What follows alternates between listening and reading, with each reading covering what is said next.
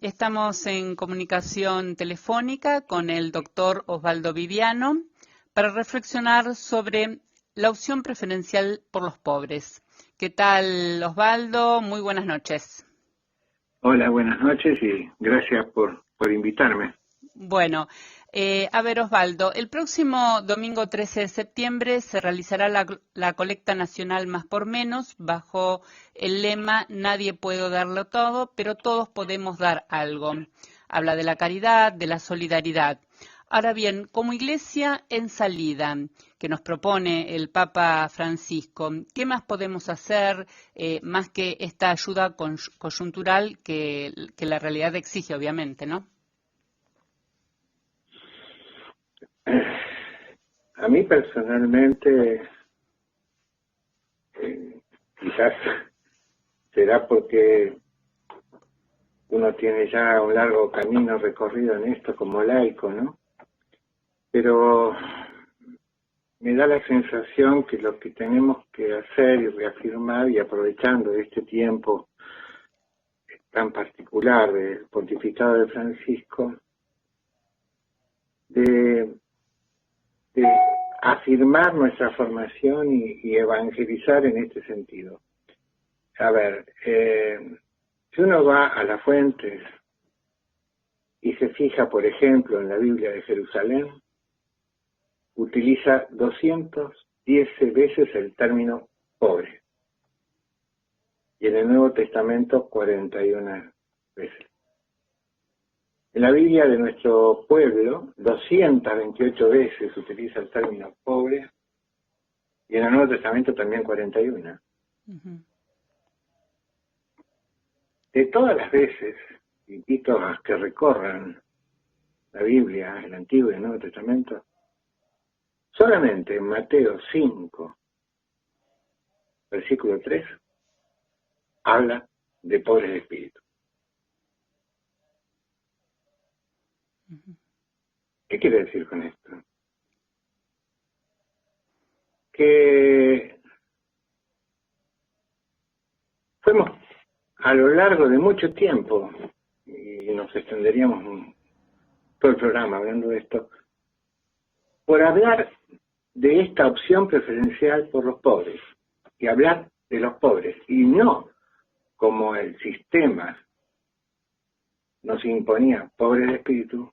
Muchos fueron perseguidos, muchos fueron desaparecidos, muchos dejaron la iglesia.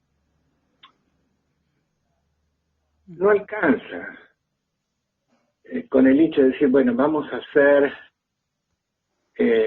un esfuerzo y dar lo que nos sobra para el pobre, la limosna. No pasa por ahí. Hay una opción de entender claramente de que Dios se encarnó en un hombre, Jesús, de un modo concreto, en un tiempo concreto, y Él hizo una opción concreta. Y lo que se nos pide a nuestra iglesia, a nosotros, es ¿qué opción preferimos? ¿Cuál es la que vamos a tomar? Entonces, a partir de ahí es muchísimo lo que se puede hacer. Es muchísimo lo que se puede hacer. Este sonido que se escuchó recién y que seguramente quedó grabado es de un curito que tiene muy claramente sus cosas por WhatsApp, bien clara la opción por los pobres.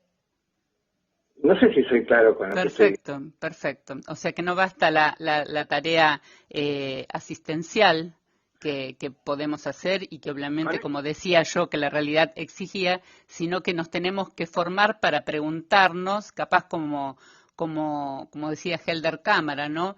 Cuando le doy de comer a un pobre me dicen que soy un santo y cuando pregunto por qué es pobre me dicen que soy comunista.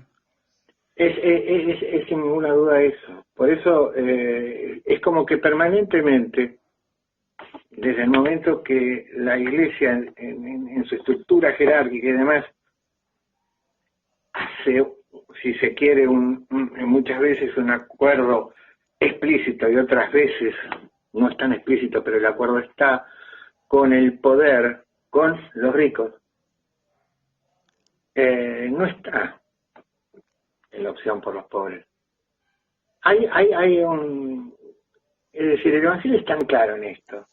Lucas, en el capítulo 4, creo que es, el versículo 18, dice: el Espíritu del Señor está sobre mí, porque Él me ha ungido, me ha enviado para anunciar el Evangelio a los pobres, para anunciar a los cautivos la libertad, a los ciegos la vista, para dar libertad a los oprimidos. Entonces es así de claro.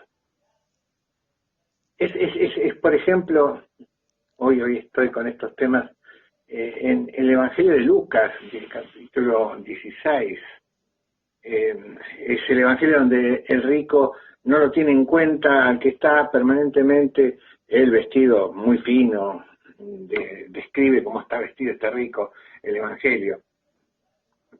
Si no me equivoco, decía púrpura y lino finísimo. Sí. Y cada día hacía espléndidos banquetes y demás, pero a la puerta estaba Lázaro, el pobre. Y claro, este lo ignoraba directamente, no existía Lázaro. Bueno, un día se muere Lázaro, también se muere el rico. Y claro, el rico estaba con Abraham, perdón, el pobre estaba con Abraham, y el rico no, estaba allá sufriendo en el infierno. Entonces lo ve y le dice claramente cómo él está. Y la respuesta, ¿cuál fue? Él recibió todos los males. Ahora él encuentra aquí su consuelo. Claro. Y tú, entonces, el tormento, le dice al rico. Entonces, le pide que le mande a que le ponga con el dedo agua en la lengua. Y aquí hay una frase increíble, y dice: además entre ustedes y nosotros se abre un gran abismo. De manera que los que quieran pasar de aquí hasta allí no pueden hacerlo, y tampoco se puede pasar de allí hasta aquí. No puedes llevarte este consuelo.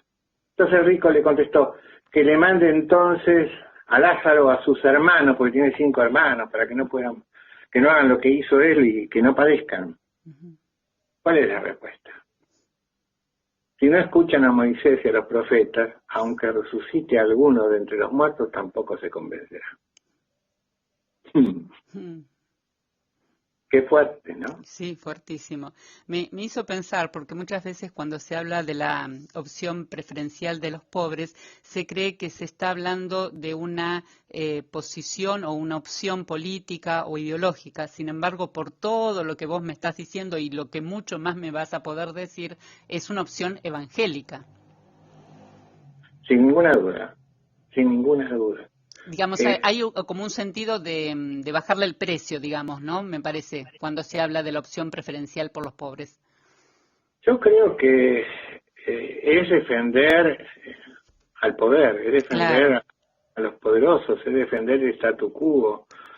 Es decir, a ver, yo cuando empecé a estudiar con Juan Vázquez, creo que alguna vez hablé de eso, en su casa los domingos, con un grupo de amigos de la Acción Católica, era el año 68, 69, por ahí, a estudiar la doctrina social de la Iglesia, en forma sistemática, y después hicimos toda una sistematización. Y yo no tengo ninguna duda que desde la Rerum Novarum hasta la Laudato Si, el centro de la doctrina social es la lucha por la justicia. Y la búsqueda de esa justicia es el mensaje central de Jesús en el Evangelio.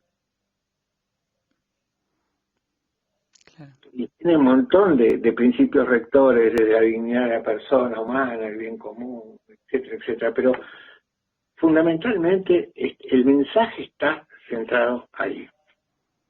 Ahora bien, también desde el magisterio social, de la doctrina social, y por pertenecer como bautizados al pueblo de Dios, estamos llamados a evangelizar. Y Francisco lo viene desarrollando, y sobre todo en estas últimas semanas, que empezó con la catequesis los miércoles, que el miércoles pasado, bastante tiempo, la hizo pública de vuelta. Se está mandando unos mensajes por quien quiera oír, que oiga. Claro, y entonces, ahí está clarísimo. Entonces, ¿qué ¿Qué se predica? El reino del Padre. Tal cual. Y eso, lo define claramente, es social y público ese reino. Es aquellos que hemos estudiado esto, lo vemos muy claro en todo el contenido de lo que sería la teología del pueblo. Uh-huh. Si se ponen a algunos que les interesen estos temas a leerlo a Juan Carlos Escanón en sus libros, en sus conferencias, esto lo van a tener clarísimo. Y ahí expresa que el mecanismo, teniendo en cuenta entonces la cultura que tiene el pueblo simple, trabajador, lo que se aplica ahí es la misericordia, promoviendo que el amor concreto se convierta algún día en acción política. Ahí yo entiendo entonces lo que sería la opción preferencial por los pobres. O sea, desde ahí, Sí, desde ese lugar. No hay otro lugar. Perfecto. Yo lo veo ahí y únicamente ahí. Uh-huh. Claro, darse cuenta de esto es muy fuerte, no es fácil. ¿Por qué? Porque toda la cultura que hemos recibido es una cultura en pos del éxito, del individualismo, sí, la indiferencia. Y me salvo solo. Claro, y ahora encima, con esta pandemia. Sí, agravó más. No, o dejó a la luz, posiblemente. Posible todo esto. Claro. Osvaldo, hacemos una pausa y seguimos, si te parece. Sí, sí. Bueno, seguimos, que te corté, discúlpame, a que sí, podés seguir tu línea conductora. No, está bien, está bien. La idea que yo quería plantear es que esta realidad, como creo que ya no hay dudas, un bichito insignificante puede hacer lo que está haciendo, y todo lo que el hombre se creía dueño y señor y poseedor, no es así. Y que todos también estamos enfrentados al mismo problema, pero es clarísimo que también no todos tienen el mismo recurso. Seguro. Para enfrentar ese problema. Uh-huh. Poderosos, los que tienen más recursos, están en mejor condición de enfrentar ese problema. Los desposeídos, los descartados, los que están fuera de todo el sistema, ¿qué tienen como recursos? Sí, no lo pueden enfrentar de la misma manera, eso es verdad. Pero además es clarísimo, ¿no? Donde cuesta entender. Yo hace un rato estaba hablando con mi hermana, y los dos tenemos profesiones que tienen que ver con la salud, ella como bioquímica, yo como odontólogo. Pero es increíble lo que uno está viviendo. Vamos a poner un ejemplo tonto, ¿no? Desde el punto de vista de salud, y supongo que tu esposo te lo habrá dicho millones de veces. Sí, seguro. Entonces, tuviste un problema cardíaco severo, te tuvieron que poner unos stents. Entonces te dicen, mire, coma sin sal, tome estas pastillas y además deje de fumar. Y entonces vos te vas a la puerta de tu casa con una pancarta diciendo que están quitando la libertad porque no podés fumar ni comer con sal. Sí, es increíble. Entonces vos decís, claro, me prohíben, me falta libertad porque no puedo salir. Es una locura. Claro. Es una locura. O me tengo que cuidar en esto o en aquello. Entonces ahí se ve claramente las desigualdades, la falta de responsabilidad social, de compromiso social. Entonces, cuando uno dice generar una cultura de la misericordia, yo diría que con esta cultura del consumo y de todas estas necesidades creadas por intereses nada más, muchas veces hemos dicho, mira, se pueden hacer lamparitas que duren, qué sé yo, millones de horas, pero no, las que se te hacen tienen como máximo 1000 horas, después se queman y tienen que comprar otra. Claro. Es así, ¿no? Entonces, es muy difícil, es tremendamente difícil. Pero por otro lado es un desafío hermoso, fascinante, porque es el centro de de nuestra fe, es el centro de nuestra cosmovisión como cristianos. Y si no, siento que no seríamos cristianos si no quisiéramos seguir luchando, ¿no? Sin ninguna duda, es Creo que es decir, la base. que lleva, digamos, a compromisos que son, digamos, no cómodos de llevar en la vida ordinaria. Porque cada vez que vos abrazás realmente el espíritu del Evangelio y así es estas opciones, y provocás situaciones que aquellos que tienen poder les crea cierta tensión. Entonces dicen, hay una grieta. Claro. Pero bueno, tenemos enfrente a Cristo.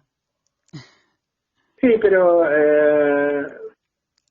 lo tenemos enfrente, pero lo tenemos que ver en, como decía antes, ¿no? En la imagen de Lázaro. Claro, sí. Es decir, en esta mentalidad, cuando se te dice que, por ejemplo, que para una empresa los sueldos es un gasto, ¿dónde está la persona entonces? Claro. No existe la persona. Entonces, la limosna para esa gente es lo que me sobra. O si no, creo una fundación para evadir impuestos. Y con eso estoy justificando lo que ayudo a los pobres. Y ahí declaro o pongo el dinero que no declaro por otro lado. Es decir... pero no voy sé, a misa todos los domingos, padre. por supuesto, ninguna duda. Es decir, esas son las cosas que dificultan terriblemente. Entonces yo me pregunto, en una situación como la que está viviendo el mundo, y donde la iglesia como tal, porque la pregunta que me hiciste al principio nosotros como iglesia, es que mira, después del Concilio Vaticano II, y cuando se trata de recoger ese espíritu y traerlo a la realidad latinoamericana, en Medellín, año 68, ya se habla claramente de la opción presidencial por los pobres. Claro. Desde el 68, con nombre y apellido, venimos bregando por un compromiso del pueblo de Dios clarísimo en la opción presidencial por los pobres, porque el pueblo de Dios es un pueblo pobre trabajador. Y el proceso de la jerarquía de la iglesia sí, ha traído muchos problemas para ellos, esa línea de pensamiento. Y a pesar de eso, se confirma eso en el 69, con San Miguel 69, se confirma con Puebla, y así siguen todo el contenido de la teología del pueblo, pero permanentemente aquellos que abrazaron esas líneas de pensamiento fueron acallados, fueron separados, algunos asesinados, y otros todavía están en proceso de saber qué pasó.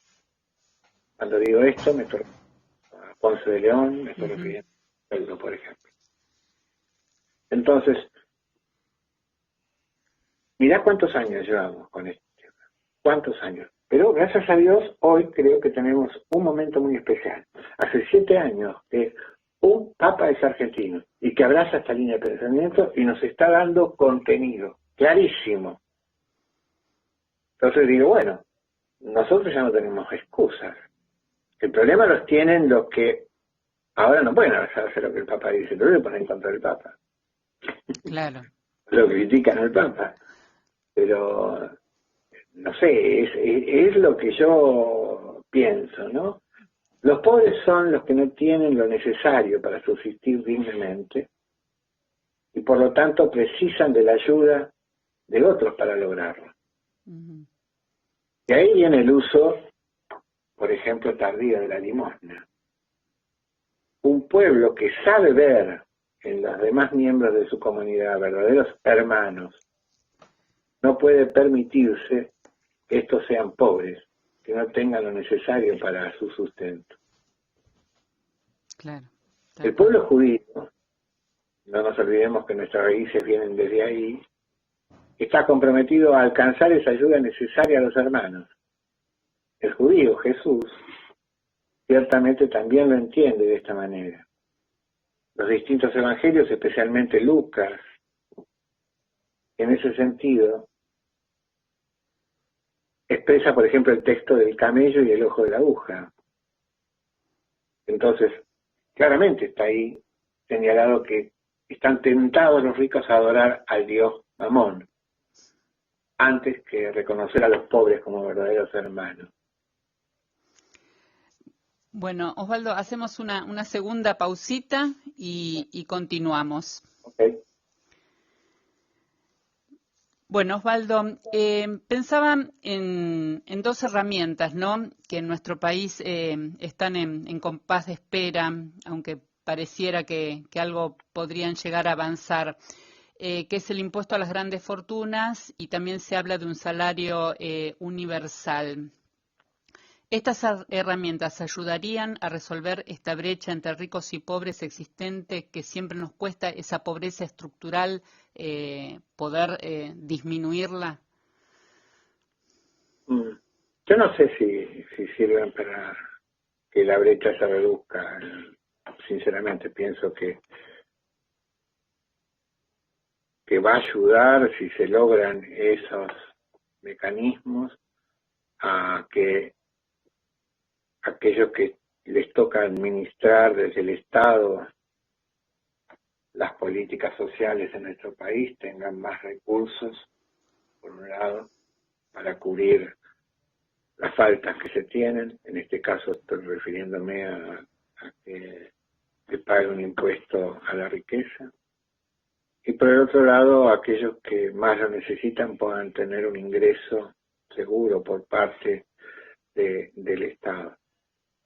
Ahora, que de ahí en más pueda reducir la brecha, yo tengo mis dudas, porque la cultura en nuestro país requiere un cambio muy profundo, porque culturalmente, por lo menos espero no ofender a nadie, pero es como que acá se ha sembrado siempre que ¿para qué vas a pagar los impuestos si los políticos se afanan todo?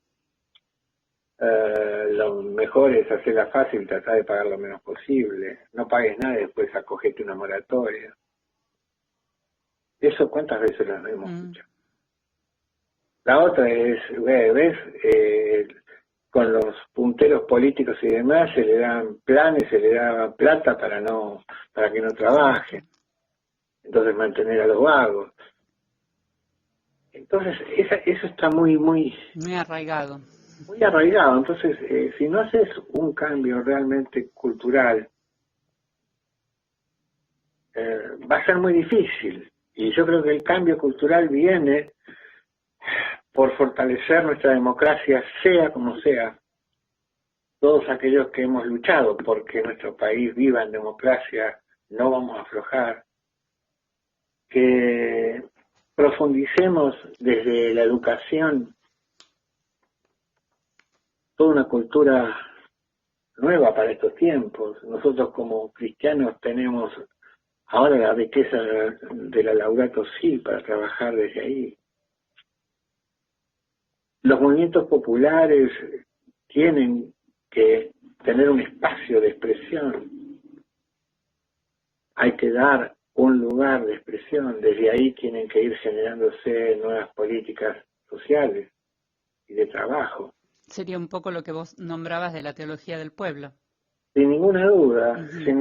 Si hay un cambio va a venir desde ese lugar, sin ninguna duda. Aquellos que hemos trabajado en los barrios más humildes y hemos tenido compromisos muy concretos, lo que vemos en esos ambientes, yo personalmente no lo he visto habiendo trabajado en espacios de la alta sociedad argentina. ¿Qué quiero decir con esto? Yo durante mucho tiempo trabajé en dos villas miserias. Durante mucho tiempo estuve relacionado a una parroquia de plena Recoleta y a los grupos de la Recoleta. Entonces tengo muy claro cómo es un ambiente, cómo son los otros. Y la solidaridad, el acompañarse, el ayudar, el compartir,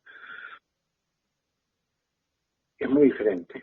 No sé cómo expresarlo, no hay palabras, claro. no, o no las tengo. Ahora, vos mencionabas justamente la encíclica Laudato Si, de la que se cumplieron 5 años, ¿no? Este año. Una encíclica que, bueno, muchos intentan plantearla como una encíclica verde. Sin embargo, en uno de sus puntos dice: hoy no podemos dejar de reconocer que un verdadero planteo ecológico se convierte en un planteo social, que debe integrar la justicia en las discusiones sobre el ambiente para escuchar tanto el clamor de la tierra como el clamor de los pobres. Y la pregunta sería, una lectura y una reflexión, obviamente, que nos lleve a esa acción política que vos decís, sería realmente un boom, ¿no? Yo no tengo dudas. Ahora me viene a la memoria, por ejemplo, creo que está porque ahí estuve recordándolo, un discurso que dio en Brasil, creo que en el 2012, fue Pepe Mujica. Y él planteaba claramente donde es necesario pero un cambio cultural de fondo, porque si no es imposible. Él ponía como ejemplo: imagínense que la población de la India tenga la misma relación de autos por familias como la tiene Alemania. ¿Qué oxígeno podrían respirar? Claro. Entre otras tantas cosas, ¿no? Es decir, si hay una sociedad que consumo y descarto y tiro lo que me sobra y no tengo ningún tipo de contemplación con respecto a respetar la naturaleza, y al planeta lo estamos destruyendo. Y evidentemente a los que estamos dentro de lo mismo. Pero estas desigualdades son tan brutales, que el que no quiere ver es porque Claro. no quiere ver. Por ejemplo, otra vez al ejemplo del rico, ¿no? Al rico de la parábola nunca le negó la limosna a Lázaro, simplemente nunca lo tuvo en cuenta. El desafío es ser capaces de ver aquello que solo la compasión y la misericordia tiene ojos para ver. Claro. ¿Se entiende lo que quiero decir? Tal cual. Entonces, para estas sociedades que están formadas de esta manera y para este sector de la población que tiene solamente esta mirada, no lo ven. Y no tienen la sensibilidad para darse cuenta que por los ojos no solo se ve. El día que se den cuenta, van a darse cuenta también entonces que por los ojos también se llora.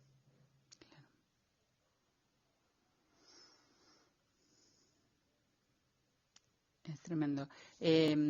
No, yo pensaba, digo, lo que capaz tampoco se tiene en cuenta, esta interrelación que plantea el Papa Francisco desde esta encíclica, ¿no? Como que todo está relacionado, que no somos la naturaleza, el hombre. No, por supuesto, es decir, todos tenemos el mismo origen y todos tenemos el mismo fin. Y todo está integrado. Vos, hace un tiempo que nos conocemos a través de estos medios y nos conocemos, muy bien que la línea mía de pensamiento viene desde Teilhard de Chardin, Thomas Merton y toda esa gente, y con Ernesto crecí entendiendo que somos pueblo de estrellas.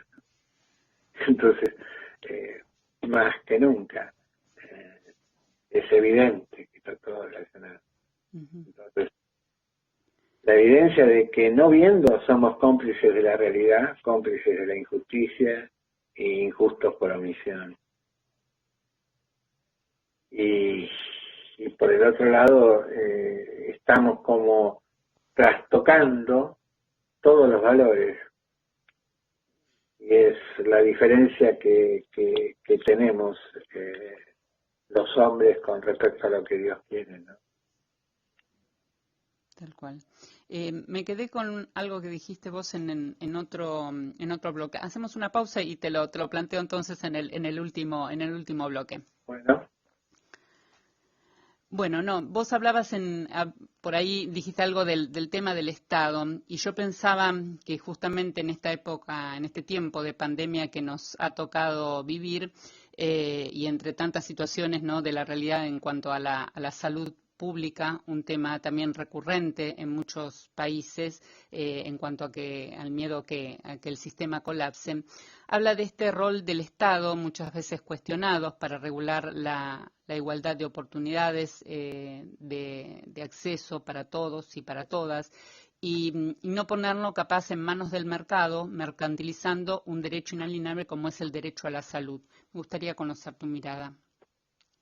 y la mirada es muy sencilla. Para la gente que tiene poder económico y demás, ellos pretenden que todo se regule por el mercado,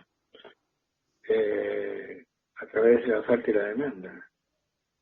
Pero para la mayoría de la población que no está en esas condiciones, realmente necesita un Estado que regule esto, no el mercado. Entonces, desde la democracia, de cómo nosotros funcionamos como sociedad, conformamos el Estado argentino y periódicamente elegimos a aquellos que nos van a representar para administrar este Estado en el nombre nuestro y que realmente controle, ayude al bien común de todos, no de algunos, de todos. Eso evidentemente para los que creen en el mercado como única herramienta de regulación y de equilibrio, el Estado tendría que desaparecer. Y aquellos que no, que pensamos que tiene que ser distinto, para esa gente somos comunistas, que queremos priorizar el Estado, y no es así. No es así, ni mucho menos. Entonces, pareciera que cuando se habla del Estado, el Estado es un ente así que no tiene ni nombres ni apellidos. No, el Estado somos todos nosotros. Todos, claro. Somos todos nosotros. Y nosotros elegimos a nuestros representantes para que lo administren a este Estado. Para que se desarrolle realmente un bien común, a través, por ejemplo, de lo que es la justicia distributiva, de todos los recursos que tenemos como Estado. Ahora, ya sabemos que para los que tienen poder, usan del Estado para sus beneficios. Entonces, las reglas de la oferta y la demanda. El pobre, ¿qué puede ofrecer? Su cuerpo nada más. No tiene otra cosa. Y lo explotan, lo usan para laburo, y el laburo bruto, y después te descartan, se acabó. Entonces, ¿y qué demanda puede? Y el pueblo lo que te va a demandar es que le des trabajo, un trabajo digno, que le pagues como corresponda, y en función a su trabajo poder tener entonces acceso a una vivienda, a una salud, etcétera, etcétera, etcétera. Entonces es tan increíble que se discuta esto, y sin embargo se lo discute. Sí. Y se choca con esto. ¿Por qué? Porque a los señores, vuelvo a repetir, poderosos, que son dueños de grandes corporaciones, de grandes recursos, de todo tipo, eso no les interesa. Y quieren que eso se trastoque, no se visibilice de ninguna manera. Y si es posible, siempre el control de todo eso lo tengan ellos. Eso es clarísimo. Por eso digo, ahí hay una disputa muy clara. ¿Querés poner un nombre de brecha? Ahí sí hay una brecha, es obvio. Pero pongamos el nombre a lo que corresponde. Sí, lo más para pensar, digamos, es aquel que no es capaz de ese grupo de poderosos, que muy adinerados, digamos, y que tiene esa mentalidad. Eso capaz, me parece que ahí se da esa batalla cultural que estamos hablando en esta charlita. Es que de alguna manera se ha sembrado, lo hablábamos al principio, en la sociedad occidental, sobre todo, una cultura del tener, y entonces es como que estás como alimentando esa posibilidad. Claro. Entonces, sin darte cuenta, vos te crees que formás parte de eso. Claro. ¿Ves? En cambio, ahora, con esta pandemia, si estabas en clase media, y ahora cada vez te estás quedando sin trabajo, tenés menos recursos, no podés consumir, etcétera, te das cuenta que sos pobre. Claro. Entonces, ¿dónde estaban tus posibilidades de ser rico? Claro. No, acá estamos hablando de un problema. Cuando uno habla de los señores poderosos ya no tienen ni siquiera figuras como antes, ¿no? Es decir, son corporaciones y manejan todo. Y te van creando las necesidades y en base a esas necesidades vos consumís, después te crean otra y así se anda deambulando. Pero cada vez es menos la gente que tiene posibilidades de acceder a ese tipo de vida. La gran mayoría no, nada. Es más, la gran mayoría cada vez queda más descartado, ¿no? Es fuertísimo ver esto. Cuando uno dice, ¿se tienen conciencia que hay, por ejemplo, África entera, todo ese continente ha sido siempre explotado de la manera que fue explotado? ¿Somos conscientes que Latinoamérica tiene unas desigualdades sociales que es brutal? ¿Somos conscientes de que el poderoso del norte te pone condiciones de cómo manejarte? ¿Alguno? ¿Por qué no escuchan lo último que dijo el embajador de Estados Unidos? Creo que hoy, ayer, estos días. Ay, me lo perdí, decímelo. Hablando de cómo tenemos que manejar a los jueces y la justicia argentina. Entonces, es increíble. Entonces, bueno, ya está. Aquellos que hemos tenido posibilidades de viajar y de conocer otras sociedades y demás, yo cada vez que escucho a aquellos que vienen a hablarnos maravillas de la sociedad norteamericana, digo, por favor, no puedo creer, realmente no lo puedo creer. No. Que eso es, digamos, el ideal de sociedad que no quisiera vivir, ¿no? Realmente. Yo tampoco. Yo tampoco. Bueno, Osvaldo, un tema enorme y que, bueno, nos va a dar posibilidad de seguir pensando porque, bueno, justamente lo que queremos es esto, ¿no? Porque es una batalla cultural que tenemos que vencer poquito a poquito, aunque sea, pero, bueno, tenemos que generar una conciencia más solidaria para que es una cuestión, digamos, de justicia en realidad. Somos cristianos para ver.